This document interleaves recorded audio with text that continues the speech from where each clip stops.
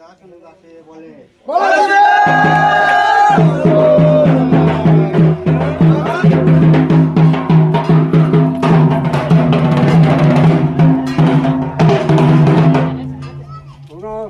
সন্ন্যাসী মহাশয় করি নিবেদন, একটি প্রশ্ন জিজ্ঞাসা করি, উত্তর দাও এখন। পাণ্ডু বংশের পুত্র দেখো মিথ্যা কথা নয়, অভিমন্যু পুত্র পরীক্ষিত হয়। পূর্বজন্মের পরীক্ষিত ছিল কোনজন, কিবা পূর্ণ ফলে হলো হরিয়াজন। পরীক্ষিতের কথা আমি বুঝতে নাহি পারি, ভক্ত হবে করা করে এসে সিদ্ধি করি। এবং তোমরা শিব ভক্ত এইবার জানা যাবে, ছেলের হাতে সন্দেশ নয়, দেখে নিয়ে খাবে।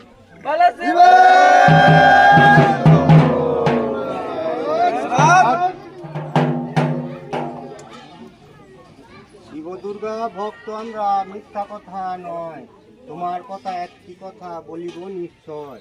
সেই কথা বলছেন শুনুন, শুনুন সমাচার।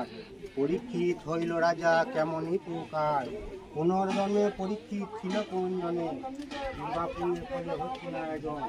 বৈদিক নামে তেমনি কোনখানে ছিল, বৃক্ষতলে বসে মুনি স্তবারণ দিল। বৃক্ষতলে বসে মুনির মুদ্রিত নয়ন, সেই বৃক্ষে বসে আছে পক্ষী একজন। পক্ষী দেখে ব্যাপুত্র বান মারিল, বান খেয়ে মুনিরঙ্গ প্রতৃপ্ত হলো। দেখে শুনে মুনি তাকে অভিশাপ দিল, সাপ শুনে ব্যাপুত্র কান্দিতে লাগিল। এসে মুনি যাকে কি কাজে করিল, ধীরে ধীরে মুনি তাকে কহিতে লাগিল। বনে বনে ভ্রমণ করো কৃষ্ণের লাগিয়া, কৃষ্ণ আসিবে তোমার করিবে দয়া। এত শুনি ব্যাগপুত্র ভ্রমণই করিলেন, কৃষ্ণ কৃষ্ণ বলে ব্যাগ ভ্রমণই করিলেন। সেই ব্যাগের কৃষ্ণ তখন সদয় হইল, কৃষ্ণ দর্শনে ব্যাগ মুক্তি যে পাইল।